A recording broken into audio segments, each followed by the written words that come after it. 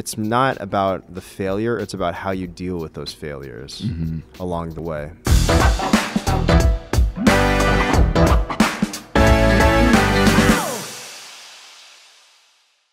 Hi, everyone. Welcome to another episode of Creative Haven. I'm here with my good friend Yoshino, downtown LA, Little Tokyo, in the studio, actually at the Noh Wave Academy. It's a art collective, art studio in downtown LA, as well as an online educational platform for artists. And Yoshino has an amazing background, just multi-talented artist, photographer, entrepreneur, someone that I met actually on some photo shoots back in the day, and now we've just been keeping in touch. And actually, we trained a lot of MMA together. So, you know, outside of artistry and creating awesome work, we've actually fought on the mat and sparred, and he's punched me in the face and put me in arm bars. So we have a very tight relationship that involves creativity and fighting, and that's how we like to keep it. But yeah, no, I want to actually just ask you, Grant, like tell us more about yourself and Noh Wave, because I know that I've been seeing you over the years really build your podcast. You also have a podcast. Yeah. And how you went from when I met you in LA Canvas and photography to where you are right now. Yeah. Yeah. I mean, sorry. Can you reset that no worries. So question? tell me how you went from, you know, photography, you know, when I met you back in 2013. Yeah, 2013. Wow. Until now, until Noh Wave. Yeah, I mean, ever since then, let's see, 2013, I think 2013 is when I started experimenting with like less commercialized photography work and less fashion-oriented photographic work, and I think which led me eventually to, in 2015, to start Artists Decoded, where, you know, I think at that time I just hit some sort of rut in the way that I thought about photography in general. And I realized that a lot of the things that I believed in before, just I didn't really believe in them anymore in terms of the kind of work that I was putting out. And, you know, I think fashion sort of photography, it was a gateway to, like, for me to be able to understand lighting and framing and things like that. But then, do you want to wait for this to pass? Yeah, no, this is real LA, y'all. This is Siren. Okay. Yeah, sometimes I have people stop so that this can pass. This happens literally all the time. We keep it real over here. Yeah. No, it's okay. We'll let it pass. Okay. I just realized it was coming to us, not away from us. Yeah. No, I know now because I can hear it in the background, and then I know when it's gonna approach. Your spidey senses. Yeah, I've honed into my animalistic instincts, primal instincts. In downtown Siren LA. listening. You have to, man. This is the concrete jungle. I think this is what Axl Rose was referring to in Welcome to the Jungle. Yeah. Downtown LA, Hollywood. But yeah, no, let's go talk about more about photography. You were learning about lighting and fashion photography. Yeah, I mean, you know, I think it was interesting because I was a business major in college. Oh shit. Oh, cool. Yeah. Wow. Where did you go to college? This place called Yale. Oh. No, I didn't go to Yale. Oh, okay. Look how straight faced you are about that. It's great. Yeah. Okay. Anyways, you went to college, business degree, yes? Yeah, no, I went to Cal State Long Beach. Okay, awesome. Yeah, not quite Yale, but I did go to the business school over there. And throughout that experience, I met this guy that he's actually a really good friend of mine still. His name's Nate Fu. Okay. He was one of the people that kind of introduced me to photography. He was very passionate about it, and I would go to his apartment because one of my best friends lived with him. His name's Stephen Gahn. Okay. And I'm still like best friends with this guy. Nice. And and oh, downtown LA, I love you. Some wild. I don't know if anyone heard that, but someone was saying some profane things. Yes. But yeah, so Nate indirectly got me into photography, and then I started just getting really curious about it. And this is adjacent to going to business school. And and I think I just used business school as like a backup because I didn't really know exactly what I wanted to do. Okay. And I was just thinking as broad and general as possible. Yep. I think I've always had some sort of entrepreneurial spirit in me, but I didn't know exactly what that meant. So I saw a lot of people in business school, and they were striving for internships and jobs with financial firms like Northwestern, and I think a big one at that time was going to work for Target, like doing Target internships, because they have Target management internships where you can get paid pretty well. Really? But then they just show you how to be like a store manager. And yeah, so during that time, everyone was going for these jobs and they were gunning for these jobs, and I was thinking to myself, you know what? I don't want to do that at all. I remember actually in an interview, and I did an interview that was on campus for, like a Target or Northwestern, and I was just thinking to myself, like, oh, this is not for me. Wow. Yeah. And so you knew, even in business school, that you wanted to probably work in a business outside of corporate America or whatnot. Were you always like a creative person when you were a kid? Did you ever like pick up the camera when you were a kid? Did you draw? Did you paint? Did you dance? Yeah. Okay. As a kid, I would say, yeah, as a kid I did a little bit of drawing, but it was mostly action figures and things like of that nature, cartoon characters. I did that, 5, 6, 7 years old, and I was really interested in that. And then I just jumped around to a lot of different hobbies, basically whatever I would feel like. My parents really allowed me to explore my creative interests. Nice. Yeah. So I played music for a bit, and from maybe the age of 15 to 18, I was in bands and things like that. And I skateboarded from the age of 12 till about 19 religiously, like almost every single day. Dope. Yeah. So I think the interesting thing about skateboarding particularly is that it ingrains this unconscious mindset through the physicality of it, of being able to constantly do something, such as go to a set of stairs and just huck your body down it 100 times until you get it. And then so I think it enabled me to hone in this innate fearlessness. And, it's not exactly that altruistic, but yeah, I think that was kind of a gestation of allowing myself to be fearless with a lot of things and not really question if it would work out, and just kind of go for it. Yeah. That's amazing, because I know that a lot of people in California, like growing up, especially in like the 90s, even probably right now, is always used to skating. I remember when I was growing up, it was always the skaters and then the essays in my school. And it was this whole thing where when I was skating with my friends, I wasn't that great. I can ollie, I can never kickflip. Yeah.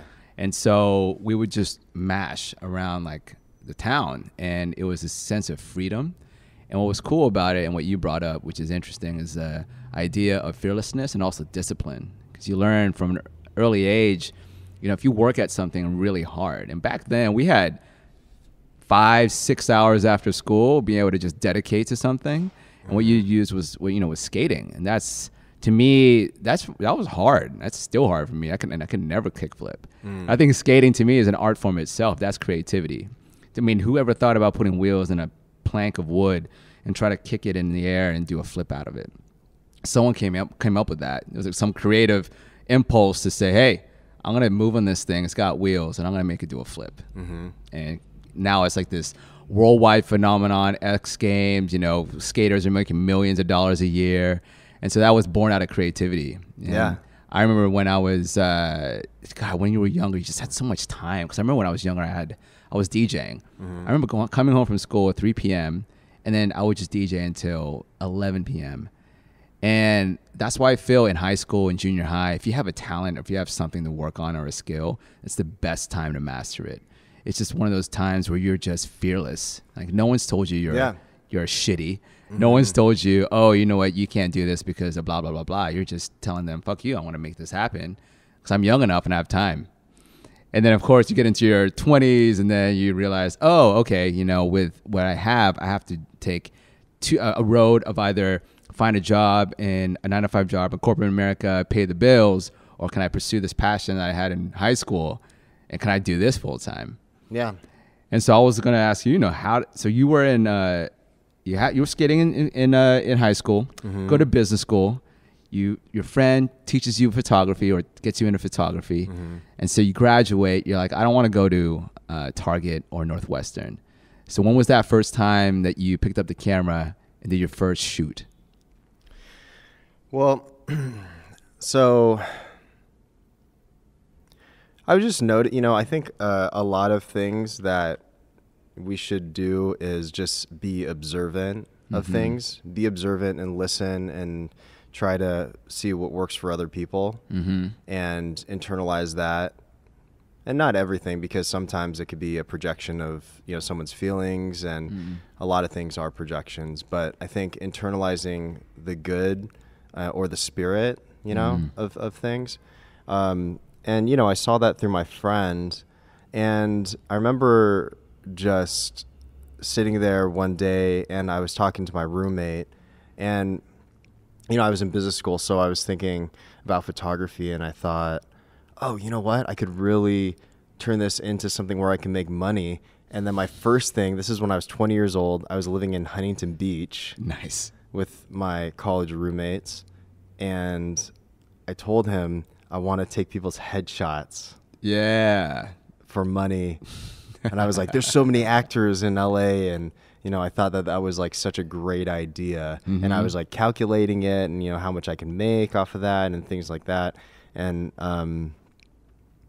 but then, you know, like, it's interesting because that was my entry point, but I didn't realize how deep it would get in terms of the psychology and the art form aspect. Yeah. And it just kind of like, and the interesting thing is when I was a kid, I would watch all these films, from Stanley Kubrick films when I was like 10, 11 years old to James Cameron, like The Terminator and Titanic. Sure, Titanic. Titanic's, you know, it's a good film. Yeah, it's a good film. Yeah. But I think, you know, and just understanding, I was like, wait, why is one film better than the other film? Yeah. Why does this look better than another thing? And then you look down the credits and like, who's a director? And why is this person's films so much better than this other person's films? And then, you know, at that time, when I was, you know, 10, 11, 12, the internet wasn't as prevalent in terms of like search engines.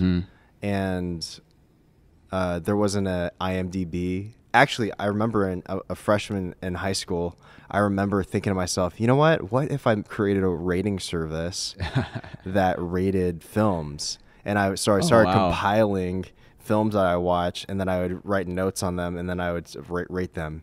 Nice. Pre-Rotten Tomatoes. Yeah, pre-Rotten Tomatoes. Ripe tomatoes. I know. I could have done that. But that's the thing is, you know, I think a lot of us have really interesting ideas. Yep.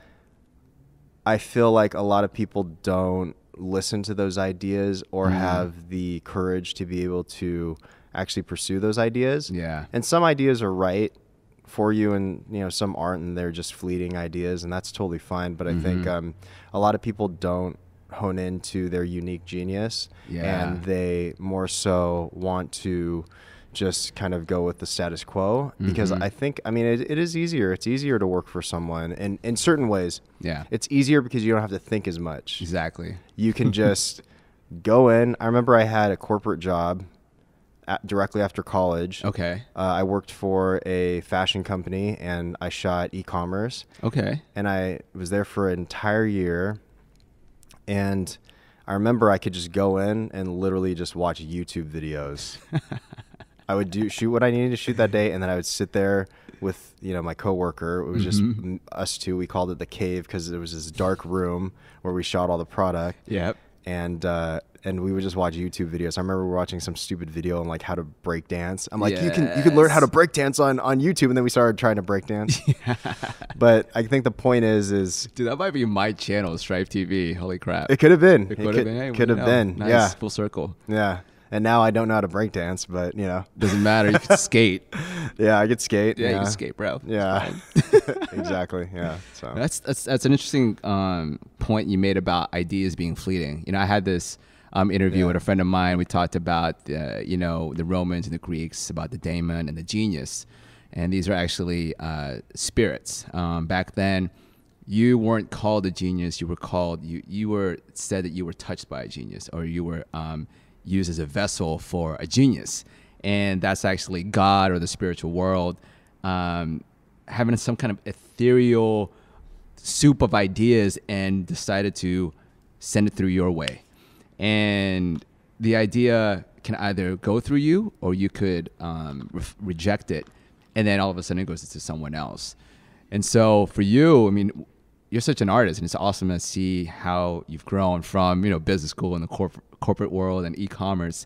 How do you find your state where you can receive ideas? Like, when do you find your perfect idea receiving state, I would say? Or is it just the thing where you just walk around and it's like, oh wait, you know what, that's a great idea, while you're skating in the shower? I mean, I don't know if there's a particular state. I think there's certain rhythms and certain flows I like to adhere to, and I think you can. I like to break it down through the motions of fighting, because if you're in your own rhythm, for instance, like boxing, if you're in your own rhythm, the way that people kind of get out of their rhythm, that's when they don't feel very comfortable, and then that's when they start getting kind of accumulating a lot of damage. Someone's better than you. But if you're constantly in your own flow, in your own rhythm, and I think it's just understanding what allows you to be in that rhythm. For me, I need to work out almost every single day. And even if it's not like a full-on workout, just doing some push-ups and pull-ups and stretching and things like that, because it is good to rest. But just starting my day off with that, and then I need to get my mind in the right headspace to tackle the day. So I personally like to organize a lot of things, and so I'll sit there, organize my notes. Okay, this is what I need to do for the day. This is what I need to do for the week, sort of thing, and keep a regimented and scheduled calendar. But then also understanding when to be able to allow yourself to step outside of that. So I think the regimented stuff allows me to explore the more unknown things and the more randomized things. So when I go travel, for instance, I don't set an agenda at all, generally. And I just allow myself to kind of experience what I'm experiencing and not try to predetermine some of those things. So I think there has to be a healthy balance of predetermined things and I call it certainties and uncertainties. Wow. No, that's so interesting to think about, because when I've talked to other creatives too, they've always talked about the flow state and how do you get into your flow state. And I love how you say that your routine has given you this structure to get your body in this specific flow, and at the same time, the uncertainty of a random traveling trip, whatever it is, also gives you inspiration. And it's this balance, because I think it's Tony Robbins, what he says, it's like some of the human needs is certainty and uncertainty. Yeah. Because if you had too much certainty. That's where I got it from. Oh, got you. Yep. There you go. For sure, man. Yeah. Like, that's one of my favorite, I would say, the human needs, because. Yeah, 6 human needs. 6 human needs. And it's so true. I mean, I forgot what it was. It's probably food, sex, certainty, I don't know. It's something else. Well, I mean, you can also bring it back to, if you want to bring it to psychology, you can bring it back to Maslow's hierarchy of needs. Yes. I have that pyramid printed out on my wall. We think alike, Grant. I love that. Yeah.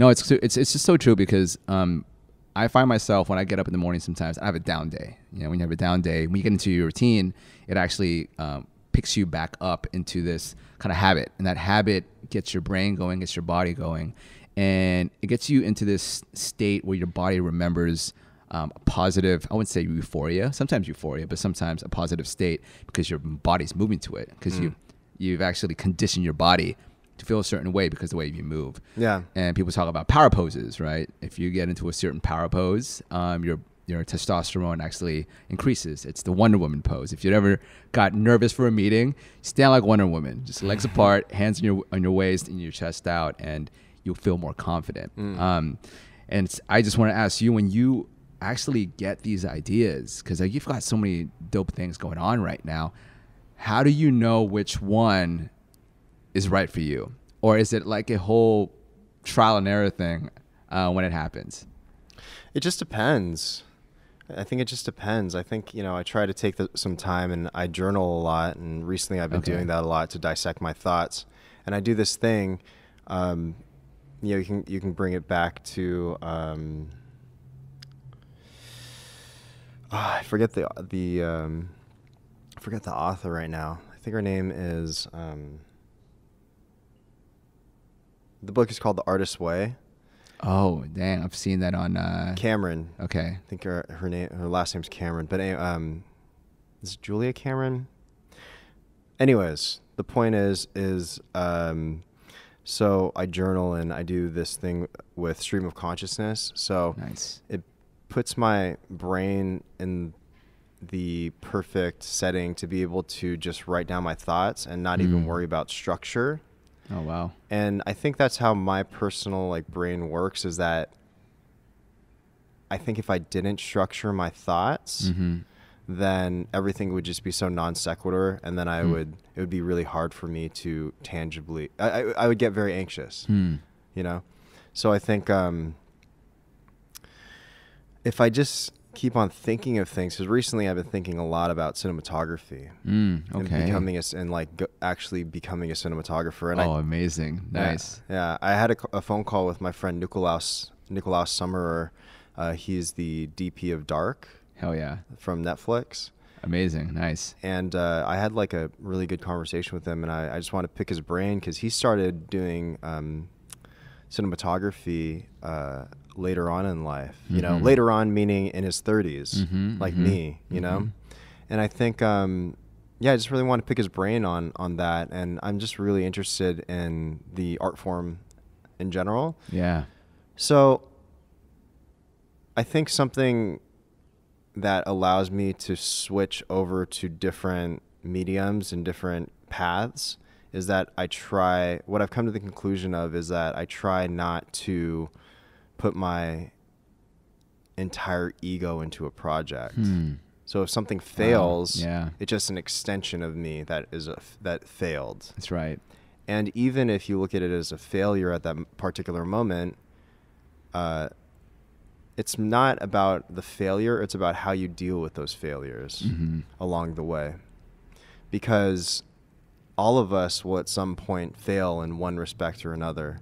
And sometimes failures can be very damaging to someone's spirit. But if you allow yourself to look at it and understand that there's so many variables at play that you are not in control of, and this brings back to the teachings of Seneca, for instance, Stoicism, and just understanding that you're only in control of, also Marcus Aurelius, but that you're only in control of yourself and outside forces, and you can even equate this back to, fighting. Yeah. You are only in control of yourself. So if you allow yourself to be in your own personal flow, your own unique genius, then you're impenetrable.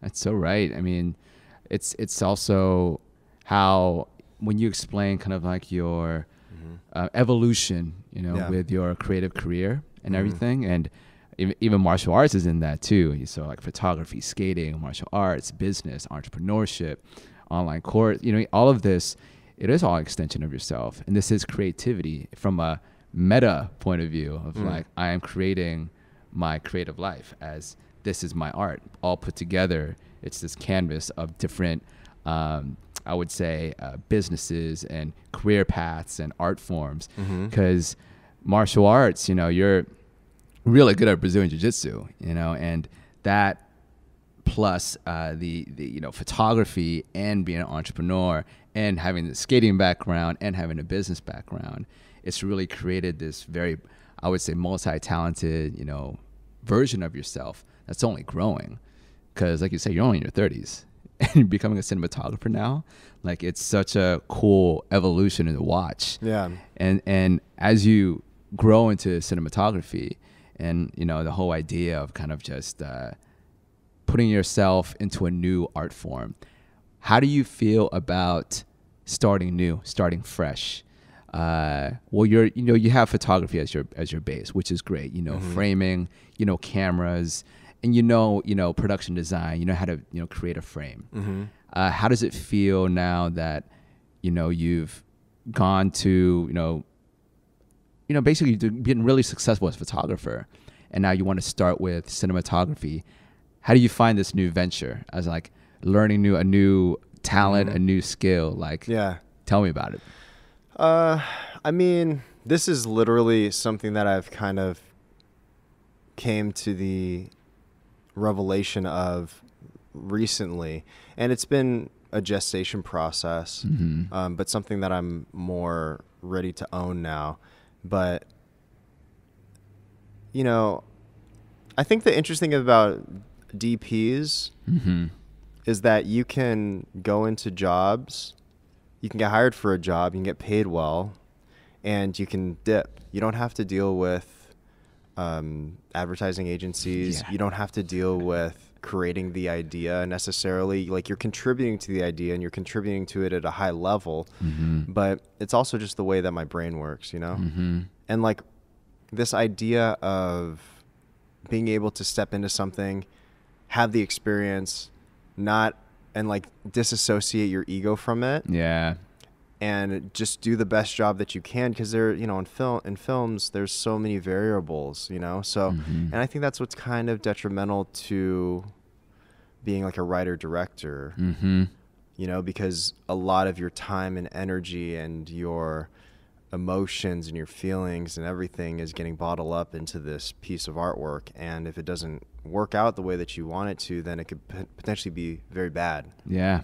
So I think cinematography for me, the way that I'm looking at it right now, is something where I can get experience, be able to create with friends, and have another creative outlet, but also something that I can educate myself, because eventually I would like to do a couple feature films. Nice. And so I feel like it just makes sense because my skill sets are kind of geared towards cinematography anyways. You know? Wow. It's crazy to think, because I'm actually casting a short film this Wednesday, having auditions. I did a fight choreography class on Sunday with my actors. We're doing some. I'm going to do some action scenes. I have an action short, and so it's interesting that you're saying this, because then if you ever wanted to practice, you let me know, because I'm in the middle of casting, and I'm actually working with a lot of You want actors. me to act? Oh no! I want you to just hold my bag everywhere I go. Yeah. Oh, nice. My backpack. That sounds great. It's gonna be nothing in it. It's just an empty bag. Oh yeah. But yeah. It's okay. It's kind of a power move, but I get it, man. It's okay, man. I want you to film it, man. I want you to be a DP. Now I want to see your skills, because actually, I've been seeing you. I have 3 music videos that I've DP'd. I have a 7-day commercial that I DP'd, but this is a while ago. But nice. I just kind of like, I would never considered myself a DP until me thinking about it recently, and I'm still in the process of owning it a bit, but it's gonna take some time. You know, I think I'll know when I'm fully committed, because then it'll be everything that I think about. Yeah, So. I mean, it's an art form. I mean, I actually get hired for DPing stuff, but it's not something like feature films. It's doing like branded content, and I'm talking about setting up the lights, lenses, and the cameras, and making sure my ACs and my camera op are all on the same page. And I'm with you. The idea that I can just walk in and then walk out, and then the editor has to handle it, and it's on the director to make it look good. To tell you the truth, there are some projects I've worked on this year I haven't even seen. And to tell you the truth, I don't care. I used to care. I want it for my reel. I want this for my reel.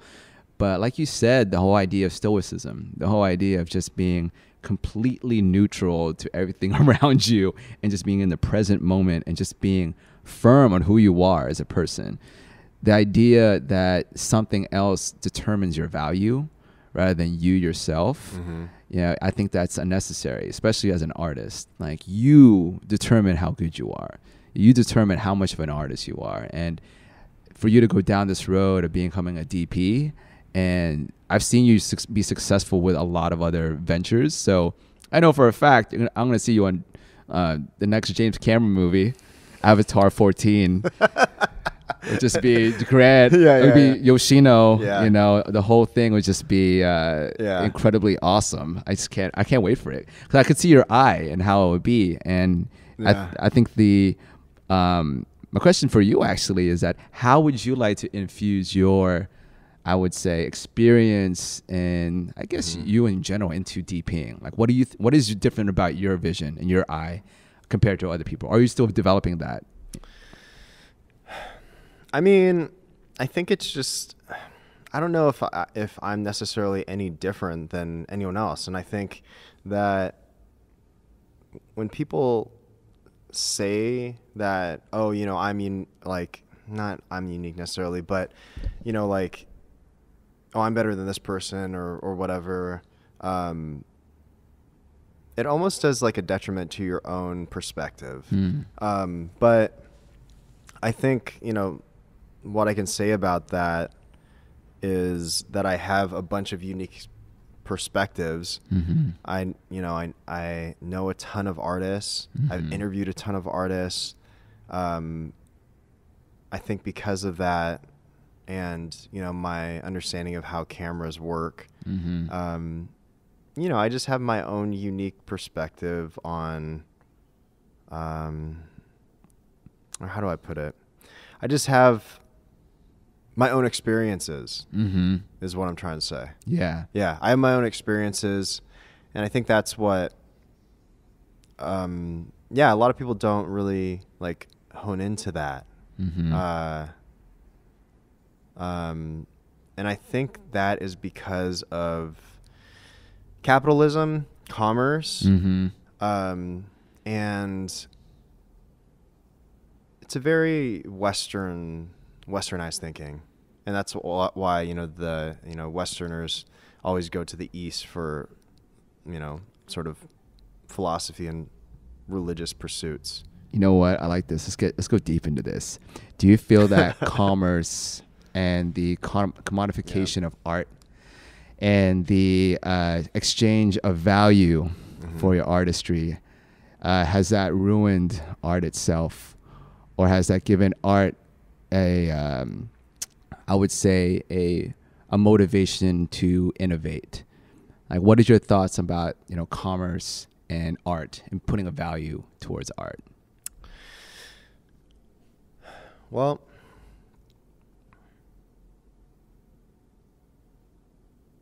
yeah, it's pretty deep. Well, I mean, I'm thinking of how to address that question, because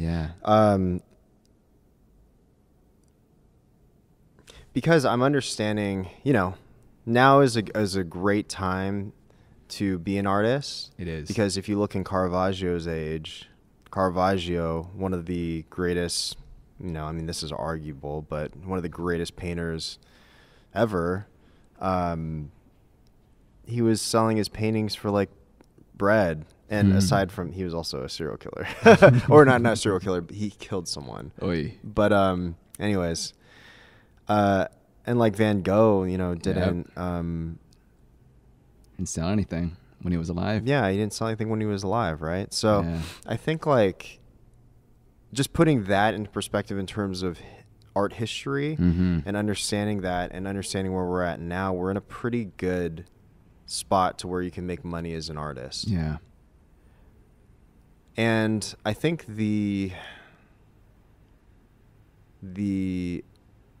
idea here also is that I feel like there are people that are actually artists, and there are other people that are more so technicians. Yeah.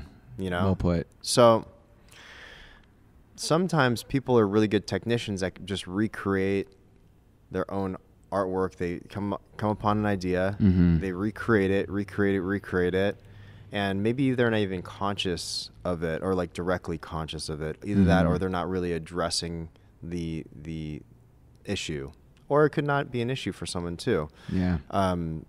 But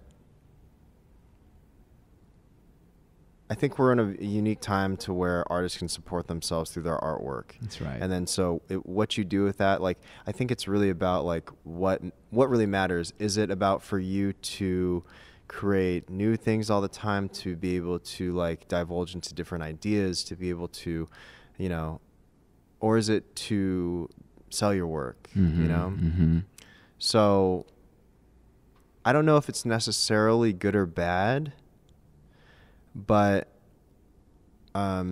yeah, it's kind of a complex scenario. It is, because then Yeah.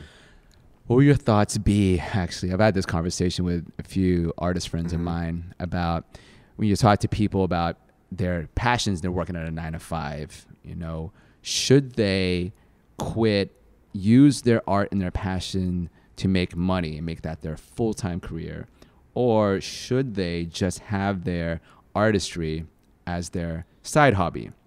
If they love painting and they want to just make money from their job, is it okay for them to do that and then just have fun with their art?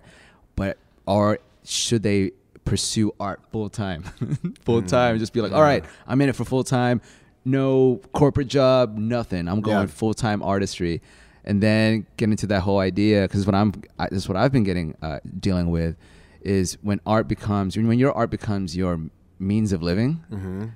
Sometimes you start despising your art because it becomes more of a tool for making money and paying rent rather than an expression of your inner soul.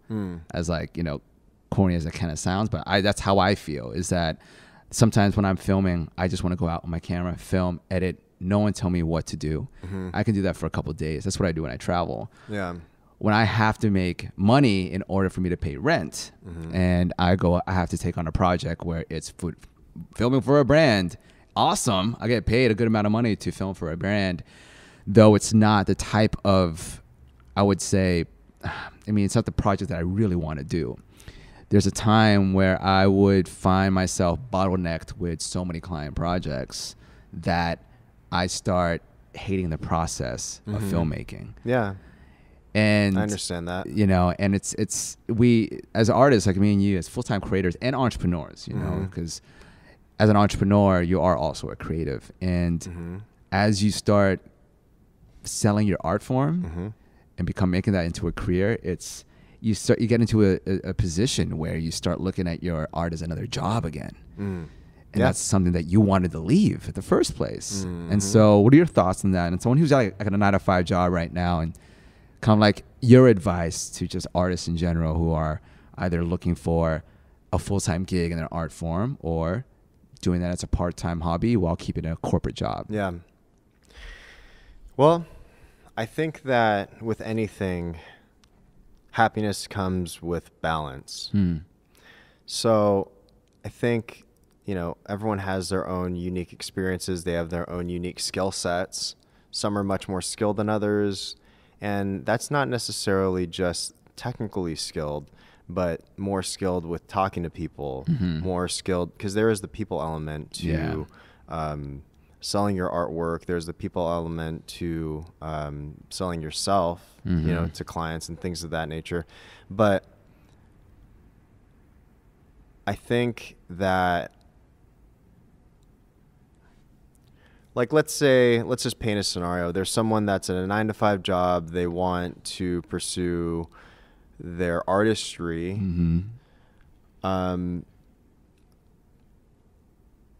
It's hard to say exactly what to do because, you know, it depends. I mean, you know what? This kind of sums it up. Not to get too convoluted here, but I really like what Jim Carrey said about his father. And his father wanted to be a musician, and he decided to be an accountant instead, and that was his plan B. And when he decided to have a family and dedicate himself to being an accountant to provide for his family, and then he got fired from his job, it was even more of a blow because his plan B didn't work out, you know? So I think when you can put your best foot forward and follow the thing that you're... Sorry, that's okay. that's the meter. We're gonna have to put a quarter in the meter in a little bit. Oh yeah. But yeah, let's keep going. Yeah, no, I'll just finish this up. But yeah, I mean, you know, if you just follow what you're passionate about, you'll figure out a way to survive and do things along the way to be able to, you know, and also you have to think about your intention for doing it. Because if your intention is to make money off of your creations, then, but you're not conscious of that, then you're just kind of lying to yourself. So I think it's just, you know, and if your intention is to keep your artwork pure, then figure out ways to keep your artwork pure. You know, if you need to take a part-time job to be able to pay your bills, to be able to keep your artwork pure, then that's great. You know, so I think, like, as I've been getting older, I've just been looking at just the creative career set as in a more subtle and nuanced way, and not being so judgmental about things, because I understand that people are at different parts of their lives, and I can't really project my life on other people because I have my own unique experiences and skill sets as well. That's right. And that's why I think it's cool that you've actually started the Noh Wave Academy online, and as a way for you to still teach artists and also make money, but you're providing so much value, like an amazing amount of value, and that allows you to have this stream of passive income to help your business and also help you as a creative create whenever you feel like, essentially. You know, and that's the plan, you know, is to have a stream of income from your creativity, whether from your art form or teaching your art form or something that's related to your art form, that's passively coming in, so that you can just, you know, do whatever you want to do as an artist. And so with your online platform right now, you know, how did you come up with that idea, and how do you feel about becoming a teacher, basically, or a conduit between teachers and students? A lot of things just happen on accident. And I think being just observant of things and the way that things function and the way that things move, and being aware of just how technology progresses and things like that. I noticed that when we were doing physical workshops, that they would sell. People would purchase these physical workshops, and can't wait for this to pass. Get off the straight line. Yeah. And so I just noticed that the physical workshops were selling, and people would want to actually come out to these, and, you know, fly in from New York and from different countries and things to just go to these. And I was thinking, why don't we just take those same people that do these physical workshops and put them online? And so there's that element, but then also, you know, it's wild. Yeah. In downtown LA. It's wild out here, wild in these streets. Welcome to the jungle. We have fun and games. Oh man, there's a lot of cops. Yeah, there's fuckload of cops. Yeah, there's maybe a high-speed pursuit. Yeah. Or another fire. Yeah, there was like it's a good 6 cops or something. But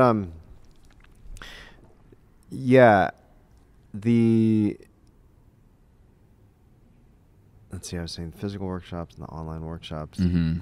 People were paying for it, and then so I also thought, you know, it could provide good value to the people that we already work with too, because then they're getting passive income as well. Right. And so it just kind of, I always try to think of win-win scenarios for everything. Hell yeah.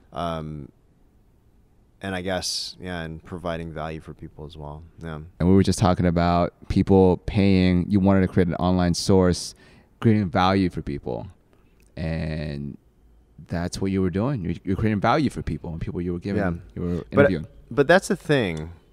also with the culture of business that, you know, you hear about this idea of value and, oh, give value to people, give back to people. You know, if you create value for people, then you get this.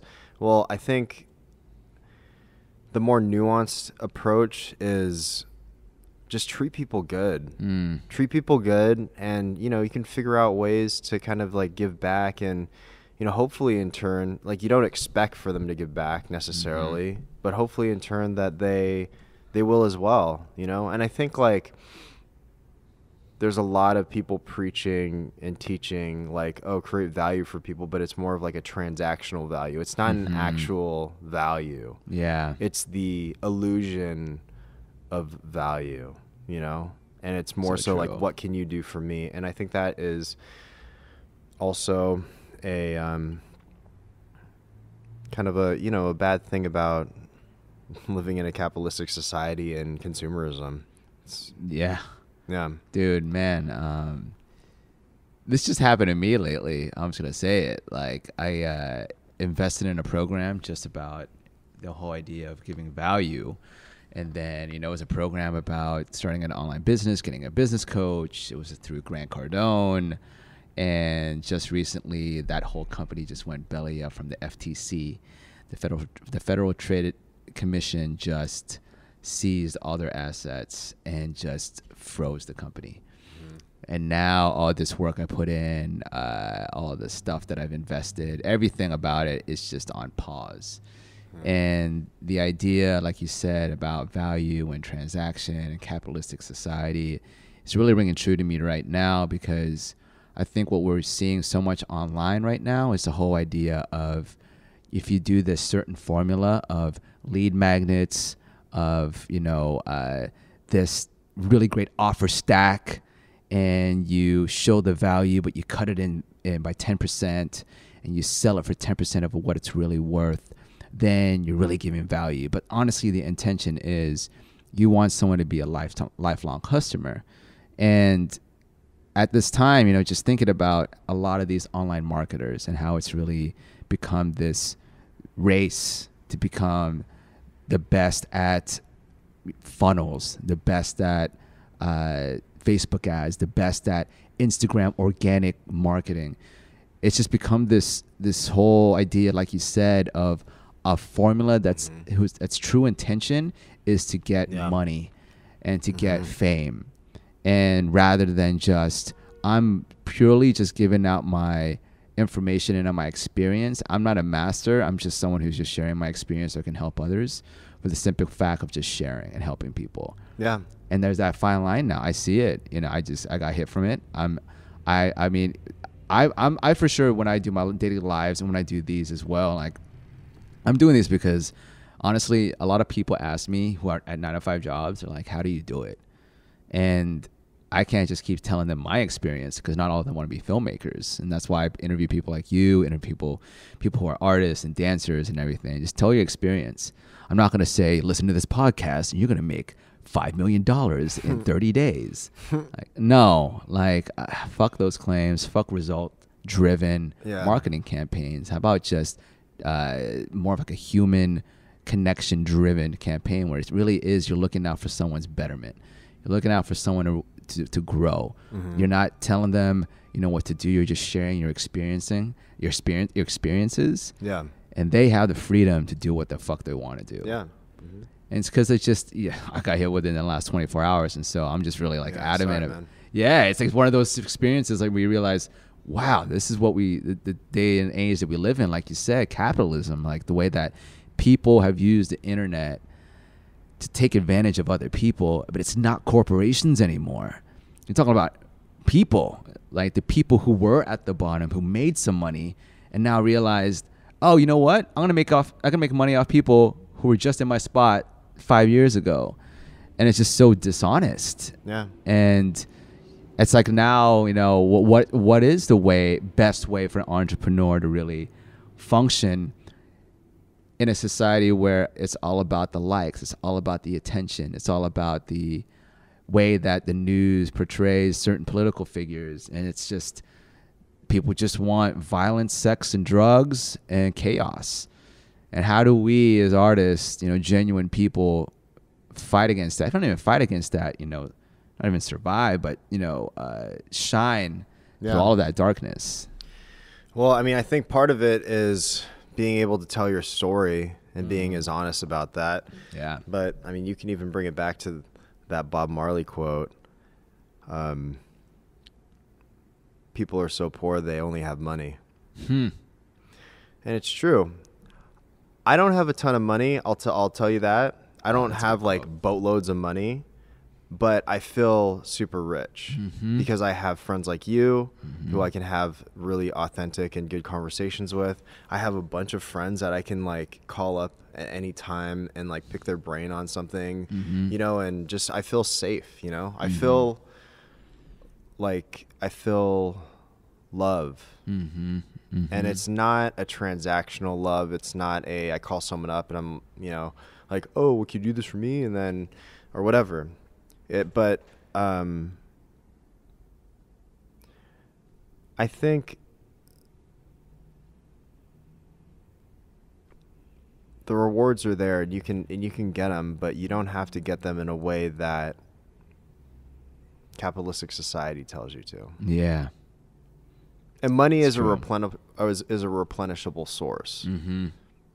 You can get money, you can figure out how to get money, but you don't have to let that take away from who you are.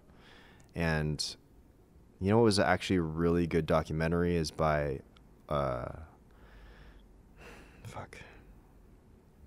Lauren Greenfield. Generation Wealth.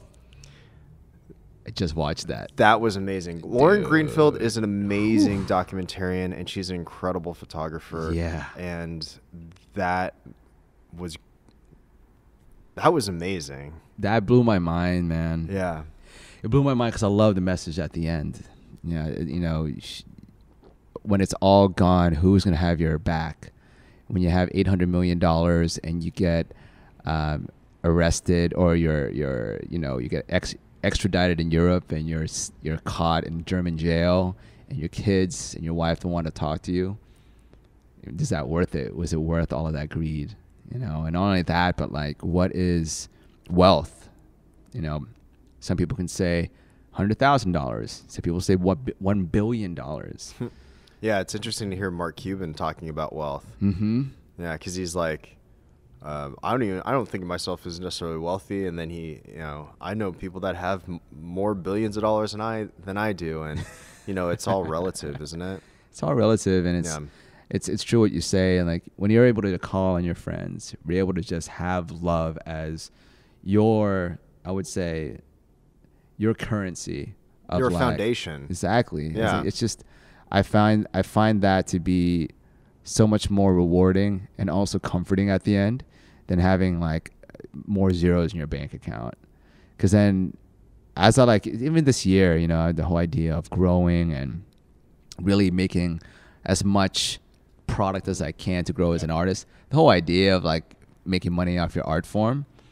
It was beginning of this year. It really hit me hard, and I realized, wow, if I keep doing this, I'm gonna hate my job. I'm gonna hate my art. That's a good thing to realize. I mean, I came to that realization when I started the podcast. Yeah, shit. And funny thing is, I'm starting a podcast right now. Podcasts are great. It's a great way to connect with people. How often do you? I mean, even when you catch up with friends, sometimes. I think that the intention is to like dig deeper. It is. Right. I think it's also, I mean, there's a camera here, but like sometimes it's just because you're just having a conversation and you happen to just record it. And that's what we're having right now. And especially when it comes to artists, talking to my creative friends, I can have this conversation with you, but I can't have it with some people in my life. Like if I go to a place and I'm talking with people who I don't want to like offend anyone. I'm just saying people who are nurses, people who are accountants, people who are engineers, who are lawyers. We have a great basis of conversation starters, which is how's your weather, how's the weather, how's your day, how's your life. But we can't get any deeper than that. Yeah. And they don't understand, the idea of being a full-time artist and creative and entrepreneur. That my mom still thinks, hey, so like, do you still want to look for a job? And then I'm like, do you understand? I have a business. Like I'm, Yeah. and I love her to death. Yeah. You know, it's just the idea of just taking care of your kids. And I think that it's great that we can have these conversations. And I think that we're also helping other people who are stuck in these jobs they don't like, experience these conversations and have these conversations, because being an artist and being an entrepreneur, being a creative, it's not, I want to say it's like it's different from everyone else, but you have this ability to kind of change yourself and understand change and appreciate change in your art form, changing in yourself, changing growth. The idea of being an artist is growth, because it's almost like you're not satisfied with what you've done. You've reached the pinnacle. It's like, how can I recreate this to be innovative? How can I reinvent myself? How can I just be creative? Because creativity, in a sense, it's creating something new. So you can't just create something and be like, done, boom, I'm done, I'm out of here, Sistine Chapel, I'm out of here. You're gonna keep creating, because to artists, like, you can't just say that's my best work, I'm never gonna try to top that. Yeah. There are some, of course, people have exceptions when it comes to health or whatnot, and just other things that happen in people's lives personally. But I do believe that. You know, I still look at Clint Eastwood. I mean, the man is just creating films on films on films every single year. Yeah. And I give him so much credit for that, and props. That's passion, guys. I mean, he is one of the most decorated and celebrated actors and producers and directors of all time, and he's still directing. You could be sitting in Malibu watching the waves and drinking wine and whiskey, but no, he's making films. Yeah. I mean, I think he's honed into his purpose. Yep. And that's what artistry is. But also, purpose can change. Yeah, dude, that's so true. So don't, you know, I mean, I look at, speaking of, I mean, you know, you made a couple of jokes of like Guns N' Roses, but I mean, look at Axl Rose. He's become a caricature of himself, you know? I think that way about Motley Crue. And, you know, they're just trying to survive, or that's what they know how to do. And I think it's just something to be aware of, that to constantly, or maybe I'm just assuming, maybe I'm just assuming that they're not, maybe that is their purpose, right? Yeah. But I don't know. I guess what I'm trying to say is, like, sometimes it's good to take a step back and be like, does this serve me anymore? Yeah. Does this, what I've been doing, is it just because it fuels my ego? Is it because it's provides money, but I'm not really happy with it? You know, I think you just have to, like, look at it a bunch of different ways. Yeah. No, it's so true. Yeah. And the grass is always greener. It's always that feeling that, oh, I can do better. I can be better. I can see things. But you should really just look at how life is now and appreciate just how much you've accomplished, and how much, even as an artist, as a person, as an entrepreneur, whatever it is, that to always strive. How many followers can I get? How much money can I make? How many sales can I get? Whatever it is, sometimes you have to just stand back, look at what you've done, look at what you accomplished, appreciate that, be happy about it, and just ask yourself, okay, was this my true intention? Was this my true purpose? How does it serve me? And what's next? You know, what is next? So, you know, with that, Yoshino, what is next for you? You know, I think it's DPing, like you said. But tell the people, you know, what can we expect from you, and how can we support you? I don't know, man. I mean, I'm just... The podcast, of course, I read the podcast, the online course, DPing, but you tell people. I'm such a random thinker sometimes that, you know, I feel like extremely passionate about things, and they'd feel so real, but that's kind of just part of who I am. So I can't really talk about specificities, because, you know, I know that we're gonna still do Noh Wave. We're still gonna do Noh Wave Academy. I'm still gonna be doing the podcast. And if things spring up along the way, you know, I started shooting a lot more, like doing photography. I just want to stay interested. Yeah. I just want to stay interested in things, and be curious, and be able to learn, and be surrounded by really good people. And that's really all I want to do with my life. Hell yeah. Yeah. I don't really... that's the goal, I think. For me, that's the goal for me. Cool.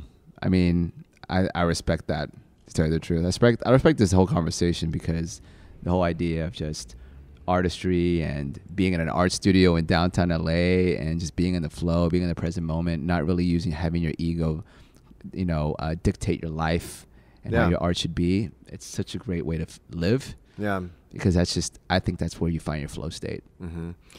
I think that's where you find it. Yeah. Yeah. Well, also, I think it's kind of a conundrum in a way.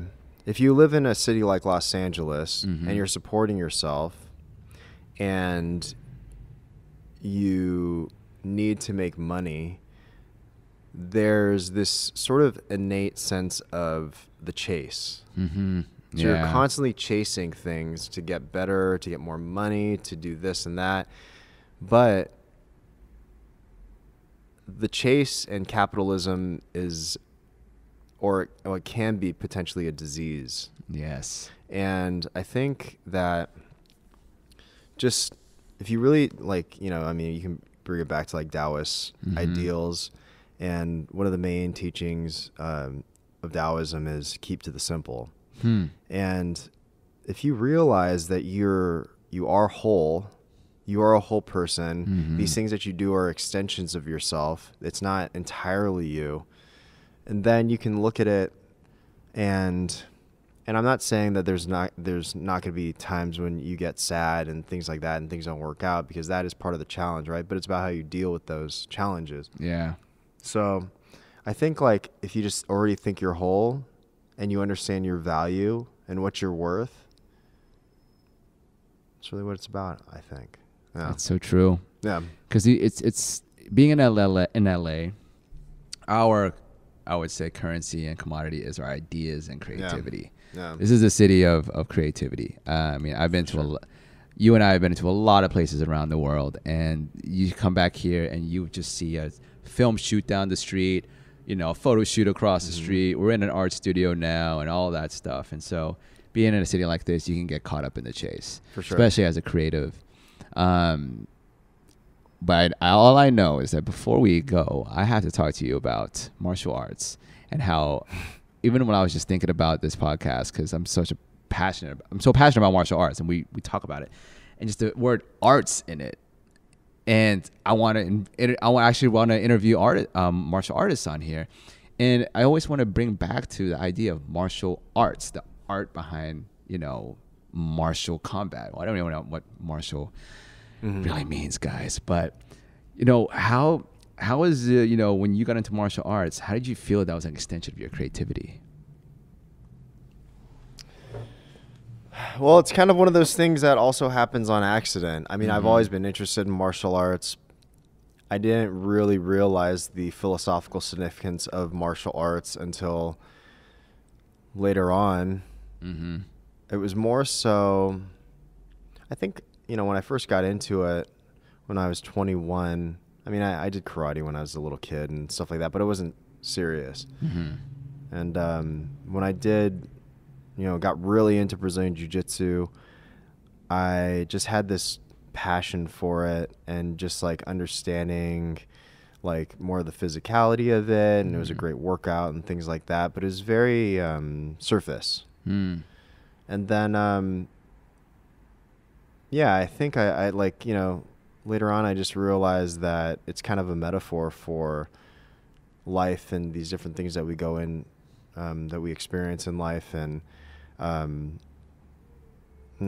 think that's why a lot of people really resonate with the teachings of Bruce Lee, because he ties in,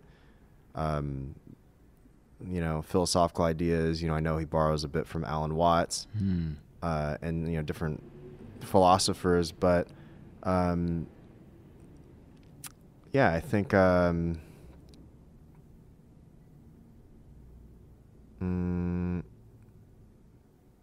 don't know. I guess it's going back to being observant, because I just observe things, and then, things accumulate for me, and then I just put them into tangible like ideas and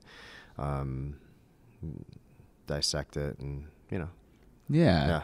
I think with martial arts, it's at first it was the idea of self-defense and workout and everything. And Yeah. as you start getting into it, like you said, it really helps a lot with life. Actually, I had this thought the other day, and I explained it on one of my lives and someone else, is that martial arts is actually a really good way to kind of learn how to level up in something in a very structured way, because you have a mentor, your coach, you have a group of people who support you and want you to get better, and we're all getting better together, and we're on a consistent schedule, and we meet at the same place. Mm-hmm. Like, what a way to get good at something. Yeah. Especially with life, when people say, yeah, you need to have a mentor. You need to be surrounded by great people that want to help you grow. You need to be consistent with your work. Yeah. And you want to do it in a way where you stay positive. And that's, Yeah. That's martial arts. Mm-hmm. Yeah, we learned that in martial arts. Mm-hmm. You learn that with skating too. I think it's with everything too. And that's why I love the idea of martial arts and the whole idea of just, letting it be what it is. Yeah. It actually opens up so much, Mm-hmm. because you actually let your body speak. It's to me, it's my movement, it's my dance, and it's I find myself shadow boxing. I find myself just thinking about, like, watching fights as a leisure thing. Yeah. And it's almost, I just love the human body and the artistry behind it. There's just something about it that's just this primal urge to, I don't want to say hit someone, but it's just, you can say human connection. But it's the idea of how far can you take your body and your body's potential. Yeah. Yeah.